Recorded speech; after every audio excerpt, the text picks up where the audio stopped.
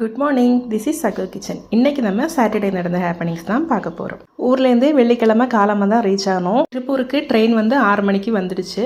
அங்கேருந்து ஒரு cab book பண்ணி வந்துட்டோம். பசங்களுக்கு ஸ்கூல் வேன் 8 மணிக்கு வரதுனால வீட்டுக்கு நேரமாக வந்தால் தான் லஞ்ச் ப்ரிப்பேர் பண்ணி அவங்கள ஸ்கூலுக்கு அனுப்ப முடியும். ஸோ அதனால் கேப் புக் பண்ணியே வந்தாச்சு. இனி நம்ம சாட்டர்டே மினி விளாக் பார்க்கலாம். வீட்டில் சுத்தமாகவே கோதுமை மாவெல்லாம் காலி ஆகிடுச்சு. அதனால் ஜியோ மார்ட்டில் சர்ச் பண்ணும்போது பில்ஸ்பெரி கோதுமை மாவு கொஞ்சம் விலை கம்மியாகவே இருந்துச்சு. 5 kg 300 rupees அந்த ரேஞ்சில் இருந்துச்சு. வாங்கி வச்சு அது 1 monthக்கு நமக்கு போகும் அப்படின்னு சொல்லி அதையும் வாங்கிட்டேன். அப்புறம் கொஞ்சம் கார்லிக்கெல்லாம் ரீஃபில் பண்ண வேண்டி இருந்துச்சு. அதெல்லாம் ரீஃபில் பண்ணிட்டேன்.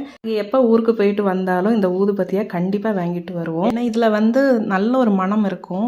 காலமந்தமாக பொருத்தி வச்சா ஈவினிங் வர அந்த வீடுக்குள்ளே அப்படியே அந்த மனம் தங்கியே நிற்கும். காலமாக எந்திரிச்சிலேருந்து பெரிய பையனுக்கு லைட்டாக தொண்டை கரகரப்பு, கைகால் வலி இருக்குது அப்படின்னு சொன்னான். டெம்பரேச்சர் செக் பண்ணி பார்க்கும்போது லைட் ஃபீவர் இருந்துச்சு. சரி, அதனால் அவன் அன்னைக்கு ஸ்கூலுக்கு விடலை, வீட்டில் இருக்க சொல்லிட்டேன்.